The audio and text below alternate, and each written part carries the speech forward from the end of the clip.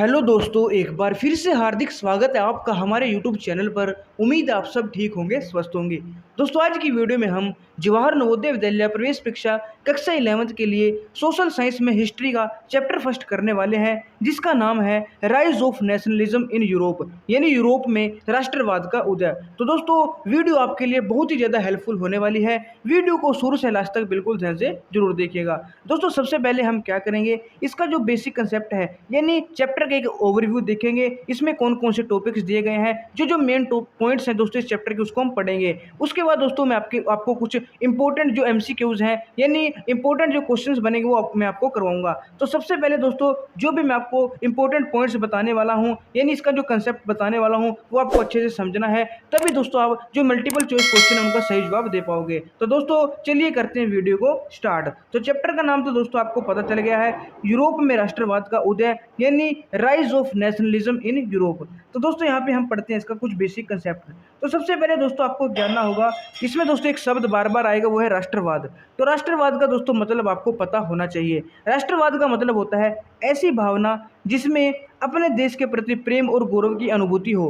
दोस्तों राष्ट्रवाद, जहाँ पे भी दोस्तों आपको वाद शब्द दिख जाए ना, ये दोस्तों या तो किसी फीलिंग से रिलेटेड है, भावना से रिलेटेड है, ये किसी सोच से रिलेटेड है, किसी मान्यता या किसी दर्शन यानी फिलोसफी से रिलेटेड है। अब दोस्तों यहाँ पे कहा है कि राष्ट्रवाद का मतलब एक ऐसी भावना होती है जिसमें अपने देश के प्रति प्रेम और गौरव की अनुभूति हो। यानी दोस्तों आप जैसे भारत के वासी हो तो आपको दोस्तों अपने देश के प्रति एक प्रेम और एक गौरव की दोस्तों अनुभूति होती होगी, एहसास होता होगा कि हम भारत के देश हैं, तो अपने देश के प्रति एक प्रेम होता है। लेकिन दोस्तों मान लो आप चाइना में चले गए, तो वहाँ जाके दोस्तों आपको चाइना के साथ वो वाली फीलिंग नहीं आएगी जो इंडिया में दोस्तों इंडिया के साथ आती है। यानी चाइना में जाके आप ये नहीं कह सकते कि मैं चाइना में हूँ और मुझे बहुत ही गर्व महसूस होता है चाइना पे। यानी हर व्यक्ति को अपने देश के प्रति एक प्रेम होता है, एक गौरव की दोस्तों अनुभूति होती है। इसी भावना को, इसी सोच को, इसी फिलोसफी को दोस्तों राष्ट्रवाद कहा जाता है। तो आपको समझ में आ गया होगा दोस्तों, राष्ट्रवाद का मतलब सिंपल ये है कि अपने देश के प्रति एक प्रेम और गौरव की अनुभूति होने का अनुभव होना।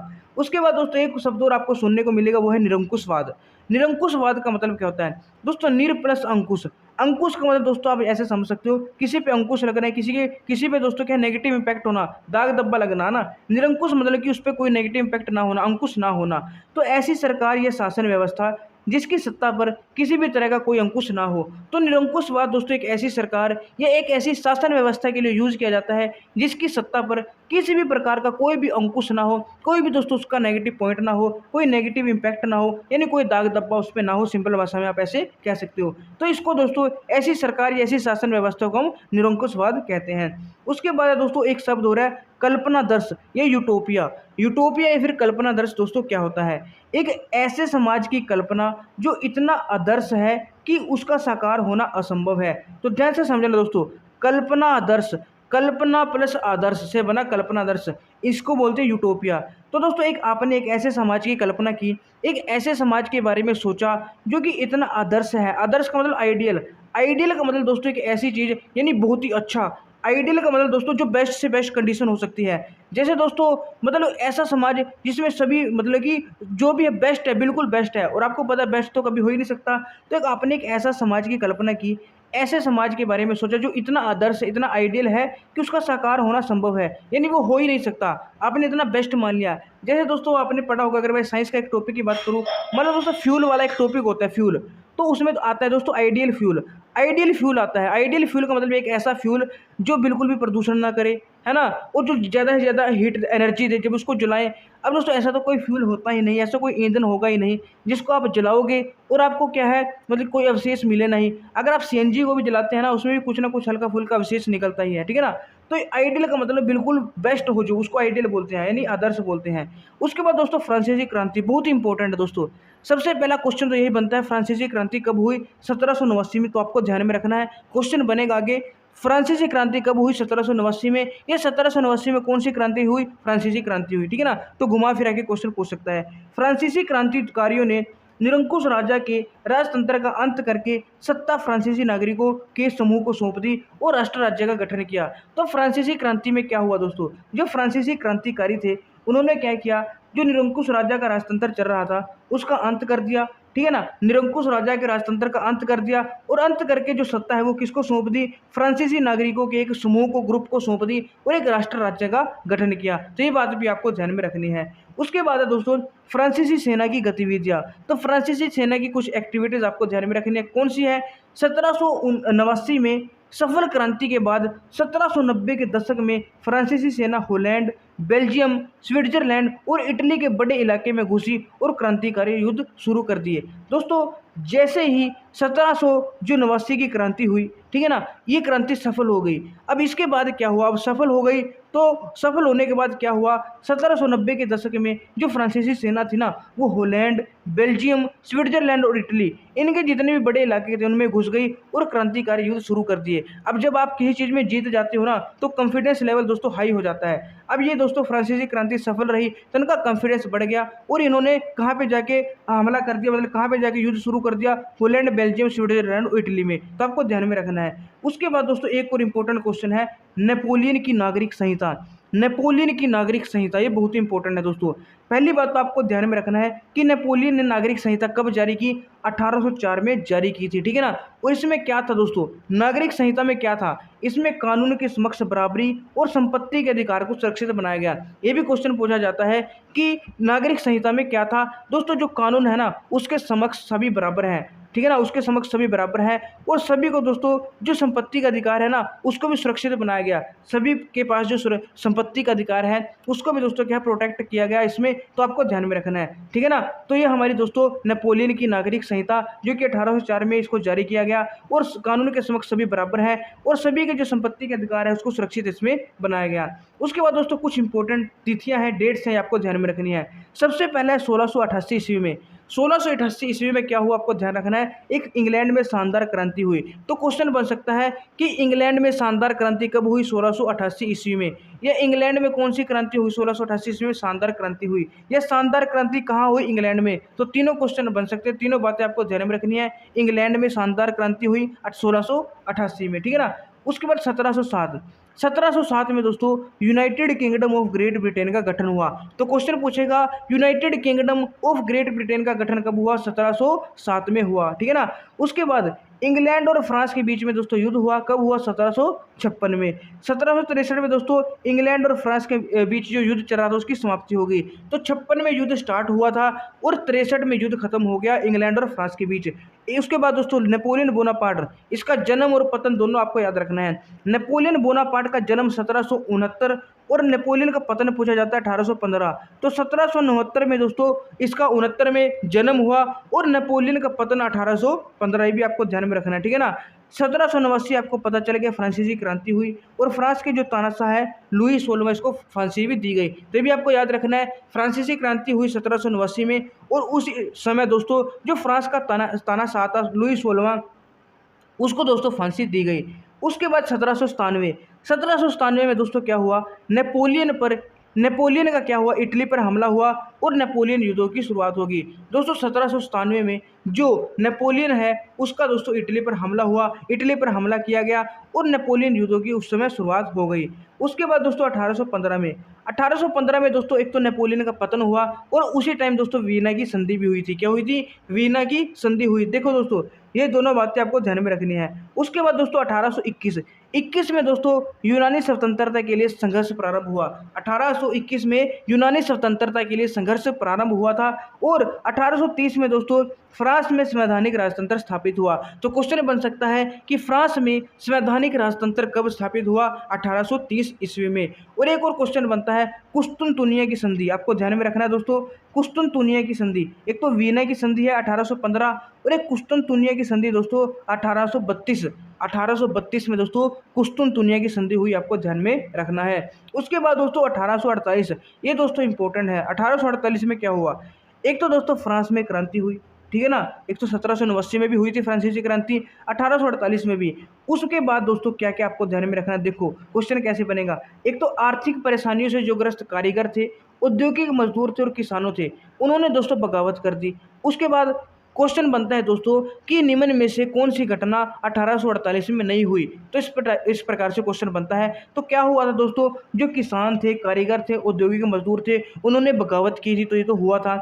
मध्य वर्ग संविधान और प्रतिनिधित्मक सरकार के गठन की मांग करता है। जो मध्य वर्ग है उसने किस चीज़ की मांग की, संविधान की और प्रतिनिधित्मक सरकार के गठन की मांग की। तो ये भी आपको याद रखना है, भी 1848 में घटना है। उसके बाद इतालवी, ठीक है ना, इटालवी यानी दोस्तों इटालियन, जर्मन, मैग्यार, पोलिश, चेक आदि राष्ट्र राज्यों की मांग करते हैं। तो दोस्तों जो इतालवी हो गए, जर्मन हो गए, मैग्यार, पोलिश और चेक, इन्होंने भी दोस्तों किसकी मांग की, राष्ट्र राज्यों की मांग की। तो सभी दोस्तों घटनाएं कहाँ की है, 1848 के। तो आपको ध्यान में रखना है, पहला फ्रांस में क्रांति, दूसरा बगावत की किसने, जो कारीगर थे, औद्योगिक मजदूर और किसान, तीसरा दोस्तों जो संविधान है और प्रतिनिधित्मक सरकार के गठन की मांग की है, किसके द्वारा, मध्य वर्ग के द्वारा।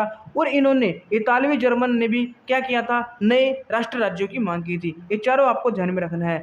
इटली का दोस्तों एकीकरण पूछा जाता है 1859 से 1870 में, ठीक है ना, इटली का एकीकरण। और जर्मनी का पूछेंगे तो 1871, आपको ध्यान में रखना है। इटली के तुरंत बाद जर्मनी का एकीकरण हुआ। उसके बाद दोस्तों और भी कुछ डेट्स हैं। 1905 में क्या हुआ दोस्तों, 1905 में हैब्सबर्ग और ओटोमन साम्राज्य में स्लाव राष्ट्रवाद मजबूत हो गया। तो हैब्सबर्ग और ओटोमन साम्राज्य है, इनमें दोस्तों राष्ट्रवाद क्या हो गया, मजबूत हो गया था। कब दोस्तों, 1905 में। उसके बाद दोस्तों 1914, तो आपको पता होगा पहला दोस्तों जो विश्व युद्ध है, महायुद्ध है, वो शुरू हुआ 1914 में और खत्म हुआ 1918 में। बहुत इंपॉर्टेंट क्वेश्चन है दोस्तों। ये पूछा जाता है कि पहला विश्व युद्ध कब से कब तक चला, ये कब खत्म हुआ, ये कब स्टार्ट हुआ। तो 1914 में शुरू हुआ था, 1918 में खत्म हुआ, आपको ध्यान में रखना है। उसके बाद दोस्तों उदारवाद। उदारवाद एक ऐसी विचारधारा है जिसका जन्म यूरोप में हुआ। कब हुआ, 19वीं सदी के शुरुआती दशकों में, ठीक है ना। अब इसका मतलब तो आपको पता चल गया, मतलब कि ये तो पता चल गया कि ऐसी विचारधारा है जिसका जन्म यूरोप में 19वीं शताब्दी में हुआ। तो कई बार पूछ लेते हैं कि उदारवाद कहाँ की विचारधारा है, यूरोप की है, ठीक है, 19वीं सदी की। अब इस विचारधारा का मतलब क्या है दोस्तों, ये जो विचारधारा है ये राजनीतिक रूप से ऐसी सरकार पर जोर देती है जो सहमति से बनी हो। दोस्तों जो उदारवाद अगर आप कहीं भी सुनो तो उदारवाद का मतलब एक ऐसी विचारधारा से, जिस विचारधारा में दोस्तों ये फिर जो विचारधारा किस पे जोर देती है, राजनीतिक रूप से ऐसी सरकार पे जो जोर देती है जो सहमति से बनी हो। यानी दोस्तों एक तो तानाशाही सरकार होगी, एक दोस्तों क्या है, मतलब सहमति से सरकार बनी है। तो सहमति से सरकार बनने पर जो विचारधारा जोर देती है उसे ही हम क्या कहते हैं, उदारवाद कहते हैं। उसके बाद दोस्तों जाल विराइन, ये भी दोस्तों इंपॉर्टेंट है। जोल विराइन 1834 में प्रसा की पहल पर स्थापित किया गया एक शुल्क संघ, ठीक है दोस्तों। जोल वेराइन क्या था, एक शुल्क संघ था, पहले तो आपको याद रखनी है। कब दोस्तों स्थापित किया गया, 1834 में। किसकी पहल पर, प्रसा की पहल पर। तो प्रसा की पहल पर 1834 में एक शुल्क संघ क्या है दोस्तों, स्थापित किया गया, जिसको जोल वेराइन बोलते हैं। और इसने क्या किया दोस्तों, शुल्क अवरोधों को समाप्त कर दिया और मुद्राओं की संख्या 2 कर दी, जो पहले 30 से ऊपर थी। इसमें दोस्तों जो भी शुल्क अवरोध थे, यानी कि टैक्स में, शुल्क में जो भी बाधाएं थी, उनको खत्म कर दिया। और मुद्राओं की संख्या, करेंसी की संख्या दोस्तों 2 कर दी, जो पहले 30 से ऊपर थी। ये आपको ध्यान में रखना है जोल वेराइन में। 1815 के बाद एक नया रूढ़िवाद आया। क्या आया, यूरोप में 1815 में नेपोलियन के हार के बाद यूरोपीय सरकारें रूढ़िवाद से प्रेरित थी। अब दोस्तों आपको पता है 1815 में किसका पतन हुआ, नेपोलियन का। तो यूरोप में जब 1815 में नेपोलियन की हार हुई, उसके बाद दोस्तों जो यूरोपीय सरकारें थी वो किससे प्रेरित हुई, रूढ़िवाद से प्रेरित हुई। तो ये भी आपको ध्यान में रखना है। तो उसके बाद है पॉइंट नंबर 11, नेपोलियन की पराजय। तो आपको पता चल गया कि 1815 में ब्रिटेन, रूस, प्रसा और ऑस्ट्रिया जैसी यूरोपीय शक्तियों ने मिलकर नेपोलियन को पराजित किया। तो दोस्तों नेपोलियन को हराया गया 1815 में। कौन कौन सी शक्तियां थी, ब्रिटेन, रूस, प्रसा और ऑस्ट्रिया, ये 4 दोस्तों यूरोपीय शक्तियां थी जिन्होंने मिलकर किसको हराया था, नेपोलियन को। ये भी आपको ध्यान में रखना है। उसके बाद रूढ़िवाद आ गया दोस्तों। रूढ़ का मतलब है मूल, बेसिक। तो रूढ़िवाद का मतलब क्या हुआ, ऐसा राजनीतिक दर्शन जो परंपरा, स्थापित संस्थानों और रिवाजों पर जोर देता है। देखो दोस्तों रूढ़ का मतलब होता है मूल, यानी कि बेसिक। तो एक ऐसा राजनीतिक दर्शन है, ये विचारधारा है, ये सोच है जो कि दोस्तों परंपरा, स्थापित संस्थानों और रिवाजों पर जोर देती है। उसके अलावा और तेज बदलावों की अपेक्षा क्रमिक और धीरे धीरे विकास को प्राथमिकता देती है। तो रूढ़िवाद में क्या कहा जाता है दोस्तों, कि तेज बदलाव ना हो, बल्कि बदलाव है जो क्रमिक हो, और धीरे धीरे विकास हो। तो इसी को दोस्तों ये क्या करती थी, प्राथमिकता देती थी, ये वाली विचारधारा। उसके बाद दोस्तों यूरोप में क्रांतियों का युग 1830 से लेके 1848 का जो युग है दोस्तों, ये यूरोप में क्या है, क्रांतियों का युग है। ठीक है ना, एज ऑफ रिवॉल्यूशंस बोल सकते हैं 1830 से 1848 के बीच का समय। उसके बाद क्रांतिकारी गतिविधियां, ये भी इंपॉर्टेंट टॉपिक है, यहाँ से क्वेश्चन बनता है कि कौन कौन सी क्रांतिकारी गतिविधियां कब हुई। देखो दोस्तों, सबसे पहला जुलाई 1830 में, जुलाई 1830 में क्या हुआ, बुर्बो राजा के शासन को उखाड़कर फेंक दिया गया। तो कौन सी क्रांतिकारी गतिविधि हुई, क्रांतिकारियों ने क्या किया दोस्तों, जो बुर्बो राजा था इसका शासन उखाड़ के फेंक दिया। कब फेंक दिया, जुलाई 1830 में। तो ये आपको ध्यान में रखना है, ठीक है ना। तो क्रांतियों का युग 1830 से ही शुरू होता है। और कुछ समय बाद क्या हुआ, ब्रुसेल्स में भी यूनाइटेड किंगडम ऑफ नीदरलैंड से अलग हो गया। जो ब्रुसेल्स था दोस्तों, वो किससे अलग हो गया, यूनाइटेड किंगडम ऑफ नीदरलैंड से अलग हो गया। तो ये भी एक क्रांतिकारी गतिविधि हुई। उसके अलावा क्या हुई, 1832 में यूनान को एक स्वतंत्र राष्ट्र घोषित कर दिया गया। तो क्वेश्चन पूछ सकता है बीच में से कि यूनान को एक स्वतंत्र राष्ट्र कब घोषित किया गया, 1832 ईस्वी में। तो ये आपको ध्यान में रखना है। उसके बाद दोस्तों रोमानीवाद, तो रोमानीवाद आ गया। तो ये भी कोई ना कोई दोस्तों एक विचारधारा हो सकती है, ठीक है ना। तो यूरोप में चला एक ऐसा सांस्कृतिक आंदोलन जो खास तरह की राष्ट्रीय भावना का विकास करना चाहता है। देखो दोस्तों, ये क्या है, एक यूरोप में दोस्तों एक सांस्कृतिक आंदोलन चला था। क्या चला था, एक सांस्कृतिक आंदोलन चला ऐसा, जिसको रोमानीवाद कहते हैं। और ये कैसा था, इसमें दोस्तों एक खास तरह की राष्ट्रीय भावना को और विकास का दोस्तों, मतलब एक राष्ट्रीय भावना और विकास करना, इसका क्या है, एक मतलब आप समझ सकते हैं मकसद है। देखो इसमें क्या होता है दोस्तों, एक खास तरह की राष्ट्रीय भावना का विकास करना, ठीक है ना। जैसे आपको मैंने बताया था राष्ट्रवाद, राष्ट्र के प्रति सम्मान और गौरव महसूस करना। अब रूमानीवाद भी दोस्तों एक प्रकार की, एक क्या है, ऐसी राष्ट्रीय भावना का विकास करना है, ठीक है ना, जो कि मतलब आपको समझना है। आपको मैंने राष्ट्रवाद बताया था, तो राष्ट्र के प्रति प्रेम। अब इसमें क्या होता है दोस्तों, इसमें एक ऐसी राष्ट्र भावना का विकास किया जाता है जो रूमानी कवि हैं, ठीक है ना, वो किस पे जोर देते हैं, रूमानी जो कवि हो गए, कलाकार हो गए, वो किस पे जोर देते हैं, अंतर्दृष्टि और रहस्यवादी भावनाओं पर। किस पे, अंतर्दृष्टि और रहस्यवादी। अगर आपको दोस्तों अंतर्दृष्टि और रहस्यवादी भावनाओं, इसका अर्थ पता है, फिर आपको ये समझ में आ रहा होगा कि रूमानीवाद क्या है, ठीक है ना। रूमानीवाद एक ऐसा सांस्कृतिक आंदोलन है जो खास तरह की राष्ट्रीय भावना का विकास करता है। कौन सी भावना का, जो रूमानी कवि थे दोस्तों, उन्होंने किस पे ज़्यादा फोकस किया, अंतर्दृष्टि और रहस्यवादी भावनाओं पर। उसके अलावा दोस्तों यूरोप में भूख, कठिनाइयाँ और जन विद्रोह। देखो दोस्तों 19वीं सदी में क्या हुआ, यूरोप में देखो किसानों की स्थितियां खराब थी, उन्होंने तंग आकर क्या कर दिया, 1848 में विद्रोह कर दिया। 1848 में विद्रोह कर दिया, ये पॉइंट आपको ध्यान में रखना है। उसके अलावा उस समय दोस्तों जो बेरोजगारी है बहुत ज़्यादा बढ़ गई, ठीक है ना, बेरोजगारी बहुत ज़्यादा बढ़ गई। 1845 में क्या हुआ, सिलेसिया में बुनकरों ने क्या किया, उन ठेकेदारों के विरुद्ध विद्रोह कर दिया जो कच्चा माल देकर निर्मित कपड़ा लेते थे। दोस्तों सिलेसिया में क्या थे, जो व्यापारी थे, ठेकेदार थे, वो क्या करते थे, कच्चा माल देकर बुनकरों को उनसे क्या कर लेते थे, जो निर्मित माल है, निर्मित कपड़ा लेते थे। तो व्यापारियों, जो बुनकर थे, उन्होंने ऐसे व्यापारियों और ठेकेदारों के विरुद्ध विद्रोह कर दिया 1845 में, ठीक है ना। उसके अलावा दोस्तों 1848 में क्या हुआ, उदारवादियों की क्रांति। अनेक यूरोपीय देशों में दोस्तों गरीबी, बेरोजगारी और भुखमरी से ग्रस्त लोग और जो पढ़े लिखे मध्य वर्ग के लोग हैं, उन्होंने क्या कर दिया, यूरोप में क्रांति का बिगुल बजा दिया। दोस्तों आपको पता है बहुत सारे लोग उस समय परेशान थे, गरीबी से परेशान थे, बेरोजगारी से परेशान थे, भुखमरी से परेशान थे। और जो मध्य वर्ग के लोग थे वो भी परेशान थे, पढ़े लिखे, उनका कोई फायदा नहीं हो रहा था पढ़ने लिखने का। उन्होंने दोस्तों परेशान होकर यूरोप में क्या कर दिया, क्रांति का बिगुल बजा दिया, ठीक है ना, क्रांति स्टार्ट कर दी। उसके अलावा दोस्तों इंपॉर्टेंट क्वेश्चन है फ्रैंकफर्ट संसद। फ्रैंकफर्ट संसद दोस्तों आपको डेट याद रखनी है, 18 मई 1848।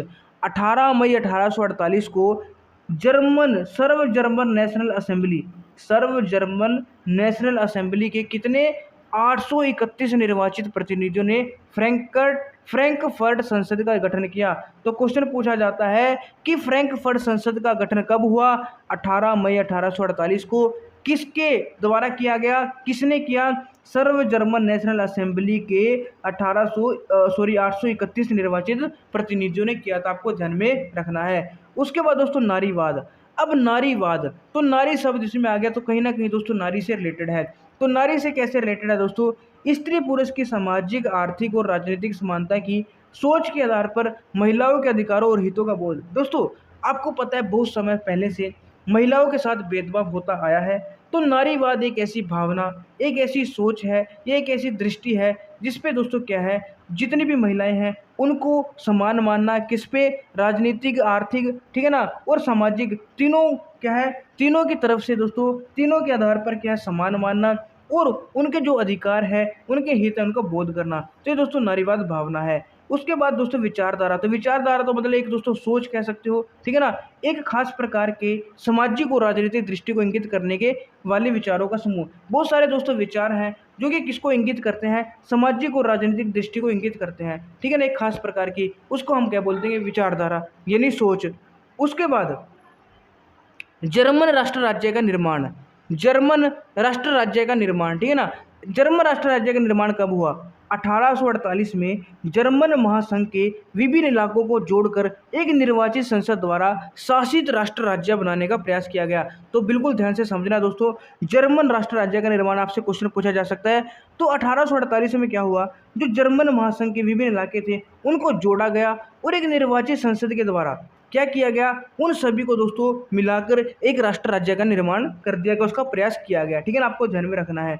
इसके अलावा दोस्तों इटली का एकीकरण, तो इटली का एकीकरण कब हुआ, 1860 में एक गैरीबाल्डी नाम का दोस्तों एक मतलब सेना नायक मान लो आप, ठीक है ना, एक व्यक्ति था गैरीबाल्डी नाम का, इसके नेतृत्व में दोस्तों सैनिकों और सशस्त्र बलों ने दक्षिण इटली में और दो सिसिलियों का जो राजतंत्र उसमें प्रवेश किया। दोस्तों गैरीबाल्डी था जो, इसके नेतृत्व में जितने सैनिक थे, ठीक है ना, और सशस्त्र बल थे, उन्होंने कहाँ पे दोस्तों एंट्री मारी, उन्होंने कहाँ पे एंटर किया, कहाँ पे घुस गए, वो दक्षिण इटली में, साउथ इटली में, और जो दो सिसिलियों का राजतंत्र था उसमें घुस गए, कब, 1860 में। और उन्होंने क्या किया, वहाँ पे जो स्पेनी शासक था ना उसको हटा दिया, स्पेन का एक शासक था उसको हटा दिया, और 1861 में इमैनुअल इमैनुअल द्वितीय को एकीकृत इटली का राजा घोषित कर दिया। और इटली को एकीकृत करके, यानी एकीकृत इटली का मतलब कि टोटल जो इटली इधर उधर बिखरी हुई थी उसको एक बना के, सभी जो उसके मतलब राज्य वगैरह थे उनको एक बनाकर एकीकृत इटली का राज्य किसे बना दिया गया, इमैनुअल द्वितीय को बना दिया गया 1861 में। तो डेट भी आपको याद रखनी है दोस्तों, और आपको घटना भी याद रखनी है और नाम भी याद रखना है। उसके बाद United kingdom of great Britain, दोस्तों ये भी इंपॉर्टेंट क्वेश्चन है कि United kingdom of great Britain का जो कब गठन हुआ, दोस्तों विभिन्न द्वीप समूह और छोटे छोटे राज्यों को मिलाकर 1707 में United kingdom of great Britain का गठन हुआ। तो दोस्तों आपसे सीधा पूछ सकता है United kingdom of great Britain का गठन कब हुआ, 1707 में हुआ, या इसके अंदर कौन कौन से दोस्तों देश आते हैं भी आपसे पूछ सकते हैं। उसके बाद दोस्तों आपको ध्यान में रखना कुछ प्रतीक है, जैसे टूटी हुई बेड़ी किसका प्रतीक है, आज़ादी मिलने का। बाज छाप कवच, बाज छाप कवच दोस्तों किसका प्रतीक है, जर्मन साम्राज्य की प्रतीक शक्ति का प्रतीक है, ठीक है ना। बलूत की पत्तियों का मुकुट दोस्तों बहादुरी का प्रतीक है। तलवार, आपको पता है तलवार अगर आपने निकाल ली यानी कि आप युद्ध करने के लिए तैयार है, तो तलवार का मतलब मुकाबले की तैयारी। और अगर तलवार पर लिपटी जैतून की डाली, अगर तलवार पर दोस्तों जैतून की डाली लिपटी हो, इसका मतलब उससे हम युद्ध नहीं कर सकते, तो युद्ध नहीं कर सकते यानी शांति की चाह। तो तलवार पर लिपटी जैतून की डाली का मतलब शांति की चाह का प्रतीक है। काला लाल और सुनहरा तिरंगा, एक तिरंगा है काला लाल और सुनहरे रंग का, वो किसका प्रतीक है, 1848 में दोस्तों उदारवादी राष्ट्रवादियों का झंडा था ये, और इसे क्या किया गया, जर्मन राज्यों के ड्यूकस ने प्रतिबंधित घोषित कर दिया गया। तो 1848 के टाइम दोस्तों जो उदारवादी राष्ट्रवादी उनका झंडा होता था जिसको प्रतिबंधित कर दिया गया, किसके द्वारा, जर्मन राज्य के ड्यूकस ने, ठीक है ना। और उगते सूरज की किरणें तो आपको पता ही होगा, एक नए युग का सूत्रपात, उगते सूरज की किरणें यानी कि कुछ नया करना, ठीक है ना, तो एक नए युग का सूत्रपात इसका अर्थ हो जाएगा। उसके बाद दोस्तों साम्राज्यवाद है। साम्राज्यवाद का मतलब दोस्तों क्या है, ध्यान से समझना, एक मान लो कोई एक शक्तिशाली राष्ट्र है, वो अन्य देशों पर दोस्तों एक राजनीतिक प्रभुत्व स्थापित कर लेता है, इसी प्रोसेस को क्या कहते हैं, साम्राज्यवाद। यानी दोस्तों मान लो भारत एक शक्तिशाली देश है, भारत क्या करता है, पाकिस्तान पर अपना राजनीतिक प्रभुत्व स्थापित कर लेता है, ठीक है ना, एक हवा बना लेता है उसको, उस पर कब्जा कर लेता है अपना। तो इसका मतलब दोस्तों ये जो प्रोसेस हुई, ठीक है ना, पाकिस्तान पर अपना राजनीतिक प्रभुत्व स्थापित करने की, इस प्रोसेस को हम दोस्तों साम्राज्यवाद बोलते हैं। अब दोस्तों आप यहाँ पे मैप में दे सकते हो, ठीक है ना, यहाँ पे बहुत सारे जितने भी दोस्तों मतलब 1815 के बाद का यूरोप यहाँ पे दिया हुआ है। जैसे आप देख सकते हो ये हमारा ग्रेट ब्रिटेन है जिसमें स्कॉटलैंड, आयरलैंड, वेल्स और इंग्लैंड है। नीदरलैंड ये रहा, ये ऑस्ट्रिया साम्राज्य है, ठीक है ना, स्विट्जरलैंड, फ्रांस, पुर्तगाल, तो तब सभी हैं यहाँ पे आप देख सकते हैं। इसके बाद दोस्तों आप बात करेंगे बहुविकल्पीय क्वेश्चंस की, मल्टीपल चॉइस क्वेश्चन की। तो कंसेप्ट तो दोस्तों आपने पढ़ लिया, अब एक एक क्वेश्चन का दोस्तों आपने बिल्कुल सही जवाब देना है जल्दी से। पहला क्वेश्चन है दोस्तों, फ्रेडरिक सारियो निम्नलिखित में से कौन था? दोस्तों फ्रेडरिक सारियो कौन थे आपको बताना है। दोस्तों साथ के साथ आपको एनसीईआरटी भी पढ़नी है। सबसे पहले इस वीडियो को आप कंप्लीट देखिएगा कंसेप्ट और क्वेश्चन के साथ, फिर आपको दोस्तों यही चैप्टर एनसीईआरटी से समझना है। जब एनसीईआरटी से पढ़ोगे तो आप फर्स्टली दोस्तों पता लगा पाओगे कौन सा इंपॉर्टेंट है कौन सा नहीं, क्योंकि एक बार आपने वीडियो देख ली है तो एनसीईआरटी से पढ़ने के बाद एक बार फिर से वीडियो देखना, फिर आपके दोस्तों रिवाइज हो जाएगा, ठीक है ना। तो जब आप ऐसे करोगे सभी चैप्टर आपको दोस्तों सभी चैप्टर बहुत ही अच्छे से आने लगेंगे और कोई भी क्वेश्चन दोस्तों चैप्टर से आपका नहीं कटेगा। तो दोस्तों फ्रेडरिक सारियो कौन था वो आपको ध्यान में रखना है, वो एक फ्रांसीसी कलाकार था। ऑप्शन सी आपका सही उत्तर हो जाएगा। उसके बाद फ्रांसीसी कलाकार फ्रेडरिक सारियो, तो यहीं पे दिया हुआ है कि फ्रांसीसी कलाकार जो फ्रेडरिक सारियो है उसके चित्रों का विषय कैसा था, वो किस टाइप के दोस्तों चित्र बनाता था, वो दोस्तों कैसे निरंकुश स्थानों के ध्वस्तवशेष, स्वतंत्रता की प्राप्ति, ज्ञान का उदय, इन सभी प्रकार के चित्र बनाता था। उपरोक्त सभी आपका दोस्तों बिल्कुल सही उत्तर यहाँ पे हो जाएगा। उसके बाद दोस्तों क्वेश्चन नंबर 3, तो जल्दी से बताइए दोस्तों क्वेश्चन नंबर 3 का आंसर क्या होगा। सारियो के चित्रों में किन देशों के लोग दिखाई दे रहे हैं?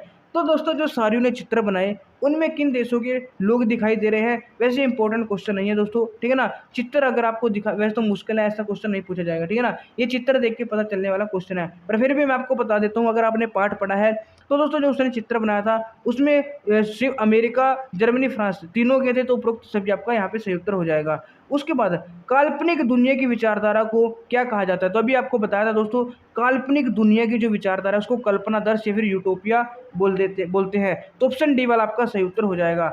उसके बाद 5वां, निम्न में से किस घटना के साथ राष्ट्रवाद की प्रथम अभिव्यक्ति हुई? किस घटना के साथ राष्ट्रवाद की प्रथम अभिव्यक्ति हुई आपको बताना है। अमेरिकी, फ्रांसीसी क्रांति या फिर जर्मनी क्रांति? तो ये तो बहुत ही ईजी है दोस्तों। फ्रांसीसी क्रांति में कौन जो है क्या हुआ दोस्तों, राष्ट्रवाद की प्रथम अभिव्यक्ति हुई। उसके बाद दोस्तों क्वेश्चन नंबर 6 है नेपोलियन बोनापार्ट निम्नलिखित में से किस देश का शासक था? दोस्तों नेपोलियन बोनापार्ट कहाँ का शासक था? आपने पढ़ा होगा इटली, जर्मनी, ब्रिटेन या फिर फ्रांस। दोस्तों जो नेपोलियन बोनापार्ट था वो फ्रांस का शासक था। ऑप्शन डी आपका बिल्कुल सही उत्तर यहाँ पे हो जाएगा। उसके बाद दोस्तों क्वेश्चन नंबर 7, 1790 के दशक में फ्रांसीसी सेनाओं ने निम्नलिखित में से किस देश पर हमला किया था? दोस्तों फ्रांसीसी सेना ने 1790 में किस देश पे हमला किया? अभी आपको मैंने बेसिक कंसेप्ट में भी बताया था, होलैंड और बेल्जियम पर, स्विट्जरलैंड पर, इटली पर। तो किस पे किया था दोस्तों? इन सभी पे किया था। उपयुक्त सभी आपका सही उत्तर हो जाएगा, क्योंकि जब दोस्तों 1789 की क्रांति हुई तो इनमें दोस्तों एक मोटिवेशन आ गई, एक हौसला बढ़ गया, फिर उन्होंने दोस्तों इन सब पे भी क्या कर दिया, हमला बोल दिया। उसके बाद दोस्तों क्वेश्चन नंबर 8 और 9, तो इस टाइप से क्वेश्चन पूछ सकता है फ्रांसीसी क्रांति कब हुई? तो 1789 में हुई। तो दोस्तों 1789 यानी कि ऑप्शन भी आपका सही हो जाएगा। ये फिर पूछ सकता है कि 1789 का संबंध है जो क्रांति हुई 1789 की क्रांति, उसका संबंध किस देश से है? फ्रांस से है। तो इस टाइप से क्वेश्चन पूछ सकता है, तो इंपॉर्टेंट क्वेश्चन आपको ध्यान में रखना है। उसके बाद क्वेश्चन नंबर 10, 1789 की क्रांति के बाद फ्रांस के संविधान में कौन कौन सी व्यवस्थाएं की गई ये आपको बताना है। तो उसके बाद दोस्तों कौन कौन सी व्यवस्थाएं की गई? पहला दोस्तों भूभाग में रहने वाले सभी नागरिकों के लिए समान कानून, ठीक है। उसके बाद केंद्रीय प्रशासनिक व्यवस्था का लागू किया जाना, जो केंद्रीय प्रशासनिक व्यवस्था को लागू की गई, ये दोनों बातें सही है, तो ए और बी आपका यहाँ पे सही उत्तर हो जाएगा। उसके बाद क्वेश्चन नंबर दोस्तों 11, क्वेश्चन नंबर 11 है स्वतंत्रता, समानता और बंधुत्व की भावना को जन्म दिया। जो स्वतंत्रता, समानता और बंधुत्व की भावना है इसको किसने जन्म दिया? फ्रांसीसी क्रांति ने दिया। ऑप्शन सी आपका सही उत्तर हो जाएगा। उसके बाद क्वेश्चन नंबर दोस्तों 12, क्वेश्चन नंबर 12 है 1804 की फ्रांस की नागरिक संहिता को निम्न में से किस नाम से जाना जाता है? तो अभी दोस्तों आपको बताया था फ्रांस की नागरिक संहिता 1804 को जारी की गई, वो उसको किस नाम से जाना जाता है? नेपोलियन की संहिता। नेपोलियन की जो नागरिक संहिता है दोस्तों ये फिर फ्रांस की नागरिक संहिता इसको बोल देते हैं, जो कि 1804 में दोस्तों मतलब जारी हुई थी। तो ऑप्शन डी वाला नेपोलियन की संहिता भी इसको बोलते हैं, आपको ध्यान में रखना है। उसके बाद क्वेश्चन नंबर 13, नेपोलियन की संहिता कब जारी हुई? तो भी आपसे क्वेश्चन पूछ सकता है, तो 1804 में हुई, ठीक है ना। उसके बाद नेपोलियन संहिता की विशेषता क्या थी? दोस्तों नेपोलियन संहिता की जो विशेषता थी वो आपको ध्यान में रखना है, प्रशासनिक विभाजों का सरलीकरण, समानती व्यवस्था का खात्मा, एक समान दृष्टि पर मुद्रा का प्रचलन। तो तीनों थी उपयुक्त, सभी आपका सही उत्तर हो जाएगा। उसके बाद क्वेश्चन नंबर 15, लाइजपिंग की लड़ाई कब हुई? अब लाइजपिंग की लड़ाई भी आपको ध्यान में रखनी है, ठीक है। लाइजपिंग की लड़ाई दोस्तों कब हुई? 1813 में। ऑप्शन सी वाला आपका बिल्कुल सही उत्तर हो जाएगा। उसके बाद दोस्तों क्वेश्चन नंबर 16, किस वर्ष को नेपोलियन के पतन के रूप में देखा जाता है? तो दोस्तों मैंने आपको बताया था नेपोलियन का पतन कब हुआ? 1815। तो ऑप्शन डी वाला आपका यहाँ पे सही उत्तर हो जाएगा। उसके बाद क्वेश्चन नंबर 17, 18वीं सदी में ऑस्ट्रिया हंगरी पर शासन करने वाला साम्राज्य निम्नलिखित में से था। तो आपको बताना है दोस्तों निम्न में से कौन सा साम्राज्य था जिसने 18वीं सदी में ऑस्ट्रिया हंगरी पर शासन किया था। पहला दोस्तों रूसी, दूसरा जर्मनी, तीसरा हैब्सबर्ग, चौथा इटालियन साम्राज्य। तो दोस्तों आपको ध्यान में रखना है हैब्सबर्ग साम्राज्य ने 18वीं सदी में ऑस्ट्रिया हंगरी पर शासन किया। उसके बाद 18वां क्वेश्चन, 18वीं सदी में यूरोप में कौन सा राष्ट्र राज्य विद्यमान था। तो 18वीं सदी में दोस्तों आपको बताना है यूरोप में कौन सा राष्ट्र राज्य विद्यमान था।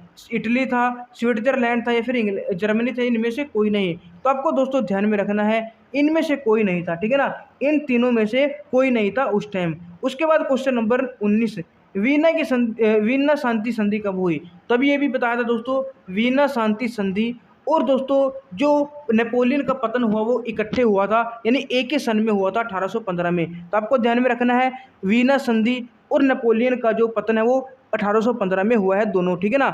उसके बाद दोस्तों क्वेश्चन नंबर 20, यूरोप के कुलीन वर्ग की विशेषता बताओ। यूरोप के कुलीन वर्ग की क्या विशेषता थी। वे जमीन के मालिक थे, वे साझा जीवन शैली से बंधे थे, वे फ्रेंच भाषा का प्रयोग करते थे, या फिर उपयुक्त सभी। ये तीनों दोस्तों यूरोप के कुलीन वर्ग की विशेषता थी। तो ऑप्शन डी आपका सही उत्तर हो जाएगा। उसके बाद क्वेश्चन नंबर 21, उदारवाद यानी लिबरिज्म शब्द है जो वो लिबर शब्द से लिया गया है, और जो ये लीबर शब्द है ये किस भाषा का है। तो आपको यह दोस्तों ध्यान में रखना है जो लीबर है ये लैटिन शब्द है, यानी कि लातिन भाषा का शब्द है। ऑप्शन बी आपका यहाँ पे बिल्कुल सही दोस्तों उत्तर हो जाएगा। उसके बाद क्वेश्चन नंबर 22, उदारवाद किस प्रकार की सरकार पर बल देता है। तो अभी आपको बताया था जो उदारवाद है वो सहमति से बनी सरकार पर जोर देता है।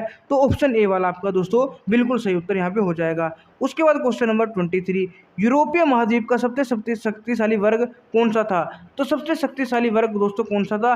कुलीन वर्ग दोस्तों सबसे शक्तिशाली था, ये आपको ध्यान में रखना है, ठीक है ना। अभी आपको बताया था जो कुलीन वर्ग के लोग हैं वो जमीन के मालिक भी थे, फ्रेंच भाषा बोलते थे और एक साझा जीवन शैली व्यतीत करते थे। उसके बाद 24, उदारवादी प्रजातंत्र का पहला राजनीतिक प्रयोग निम्न में से कौन सा हुआ था। तो दोस्तों उदारवादी प्रजातंत्र का जो पहला राजनीतिक प्रयोग था वो कौन सा था।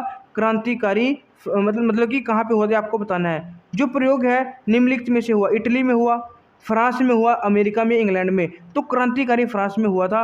ऑप्शन बी आपका सही उत्तर हो जाएगा। उसके बाद जोल वेराइन शुल्क संघ की स्थापना की गई। अभी आपको बताया था जोल वेराइन शुल्क संघ की स्थापना। तो इस टाइप से क्वेश्चन बनते हैं तो बेसिक कंसेप्ट आपको पढ़ के याद भी रखने हैं, ठीक है ना।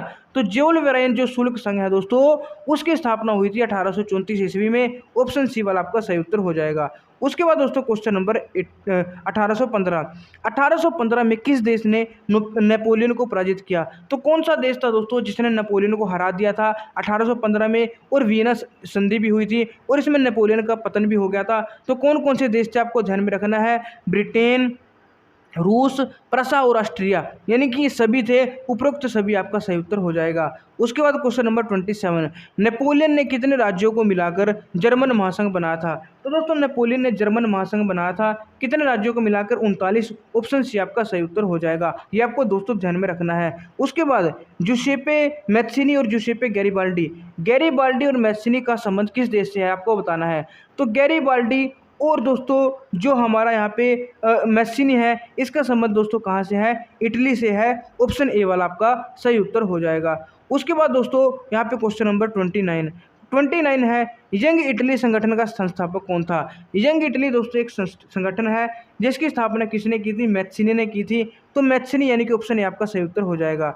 उसके बाद यूरोप में यूनानियों का आज़ादी के लिए संघर्ष कब हुआ। तो आपको बताना है दोस्तों यूरोप में जो यूनानी थे उनका आज़ादी के लिए संघर्ष कब शुरू हुआ दोस्तों, ये आपको बताना है। तो दोस्तों आज़ादी के लिए संघर्ष हुआ था 1820 ईस्वी में। ऑप्शन सी आपका सही उत्तर हो जाएगा। उसके बाद 31, यंग यूरोप का संस्थापक। तो यंग यूरोप का संस्थापक कौन है दोस्तों, यंग इटली कह लो या यंग यूरोप कह लो, ठीक है ना। इटली का अलग था दोस्तों, कौन था इटली का, मैत्सिनी। अगर यूरोप का पूछे तो हो जाएगा बर्न, ठीक है ना। यंग इटली का संगठन का जो संस्थापक है वो मैत्सिनी है, ठीक है ना, क्योंकि मैत्सिनी और गैरिबाल्डी दोनों का संबंध इटली से है, ठीक है ना।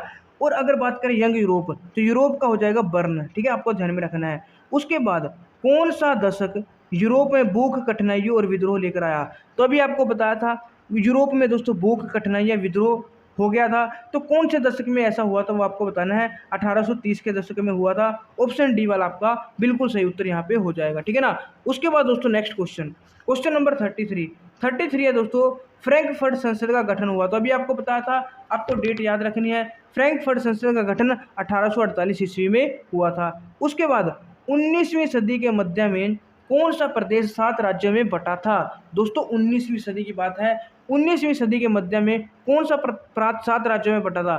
तो 7 राज्य दोस्तों किस में थे आपको बताने, इटली में। तो ऑप्शन ए वाला इटली आपका सही उत्तर हो जाएगा। उसके बाद 35, वीना संधि के पश्चात निम्नलिखित में से कौन सा राजवंश फ्रांस में सत्ता में आया। दोस्तों वीना संधि के बाद है जो कौन सा राजवंश फ्रांस में सत्ता में आया। तो मार्से, बुर्बो, रोमन वंश या फिर इनमें से कोई नहीं। तो आपको ध्यान में रखना दोस्तों, जब वीना संधि हुई तो बुर्बो वंश है जो वो सत्ता में आया था, ठीक है ना। तो बुर्बो वंश ऑप्शन सी आपका सही उत्तर यहाँ पे हो जाएगा। उसके बाद दोस्तों 36 की बात करते हैं। यूनान को एक स्वतंत्र राष्ट्र के रूप में कब मान्यता दी गई और कैसे मिली, आपको बताना है। तो दोस्तों यूनान है उसको स्वतंत्र राष्ट्र के रूप में क्या मिली, मान्यता मिली, ठीक है ना। तो कब मिली, कैसे मिली, 1832 में मिली।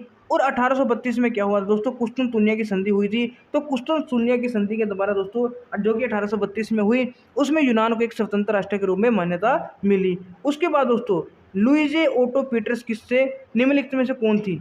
दोस्तों लुइजे ओटो पीटर्स नाम की एक महिला, वो कौन थी वो आपको बताना है, ठीक है ना। दोस्तों वो थी एक राजनीतिक कार्यकर्ता, थी। डी आपका सही उत्तर हो जाएगा। उसके बाद जब फ्रांस छींकता है तो बाकी यूरोप को सर्दी जुकाम हो जाता है। ध्यान से समझना दोस्तों, इंपॉर्टेंट क्वेश्चन है कि जब फ्रांस छींकता है ना तो बाकी जो यूरोप है ना उसको सर्दी जुकाम हो जाता है। तो ये शब्द किसने कहते हैं आपको बताना है, ठीक है ना। ये शब्द कहते हैं तो मैटरनिख ने, किसने, मैटरनिख। तो मैटरनिख नया नाम है, आपको ध्यान में रखना है, ठीक है ना। उसके बाद क्वेश्चन नंबर 39, जर्मनी के एकीकरण के पश्चात निम्नलिखित में से किस सम्मेलन को बुलाया। तो किसको बुलाया था आपको ध्यान में रखना है, फ्रैंकफर्ट पार्लियामेंट को। ऑप्शन सी वाला आपका सही उत्तर हो जाएगा। उसके बाद 40, जर्मनी के एकीकरण का प्रयास निम्नलिखित में से किस देश के द्वारा किया गया। तो जो जर्मनी का एकीकरण किया गया, इसका जो सबसे पहले प्रयास किया गया, ठीक है ना, वो किस देश के द्वारा किया गया वो आपको बताना है। तो वो किया गया प्रशा के द्वारा। ऑप्शन सी आपका सही उत्तर हो जाएगा। जर्मनी के एकीकरण की प्रक्रिया के जन्म, दोस्तों जो जर्मनी की एकीकरण की प्रक्रिया है, इसके जनक फादर किसे कहा जाता है आपको बताना है। तो इसके फादर कहा जाता है ओ बिस्मार्क को, ओटो वोन बिस्मार्क को, ठीक है ना।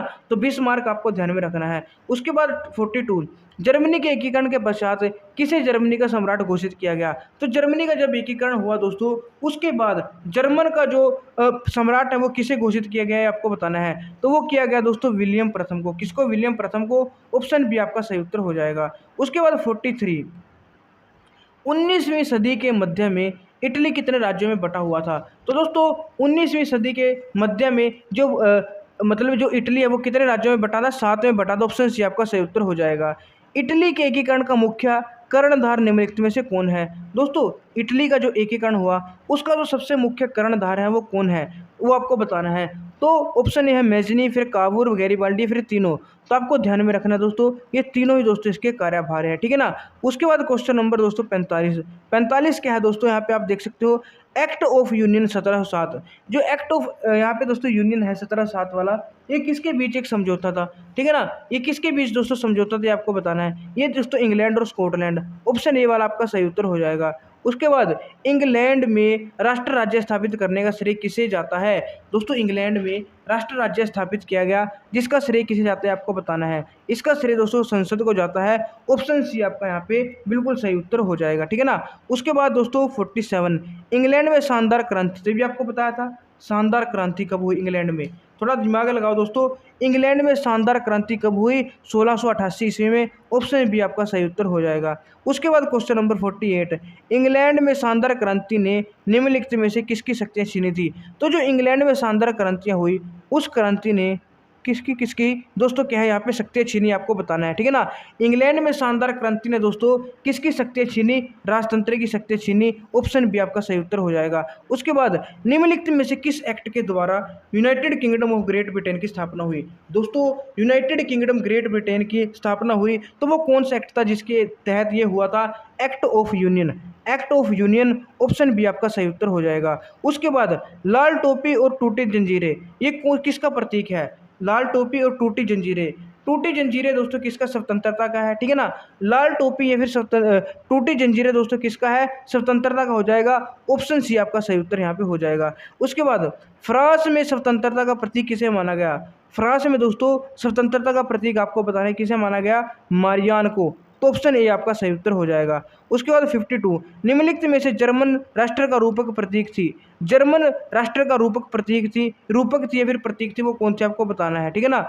निम्नलिखित में से जर्मन राष्ट्र का रूपक या प्रतीक आपको बताना है, ठीक है ना। तो दोस्तों इसका जो सही उत्तर होगा वो है जर्मेनिया, ठीक है ना। जो जर्मेनिया है जर्मन राष्ट्र का रूपक या फिर प्रतीक थी। ऑप्शन बी आपका दोस्तों यहाँ पे बिल्कुल सही उत्तर हो जाएगा, ठीक है ना। उसके बाद बात करते हैं दोस्तों क्वेश्चन नंबर 53 है दोस्तों, जर्मन ब्लूत को निम्नलिखित में से किसका प्रतीक माना गया है। जर्मन ब्लूत आपको बताना है दोस्तों, जर्मन ब्लूत को निम्नलिखित में से किसका प्रतीक माना गया है, वीरता का। ऑप्शन बी आपका सही उत्तर हो जाएगा। उसके बाद क्वेश्चन नंबर दोस्तों 55, जर्मेनिया किस वृक्ष के पत्तों का मुकुट पहनती है। जो जर्मेनिया है वो कौन से पेड़ के पत्तों का मुकुट पहनती है आपको बताना है। तो वो दोस्तों बलूत के जो पत्ते होते हैं दोस्तों, बलूत पेड़ के उसके पत्तों का मुकुट पहनती है, ठीक है ना।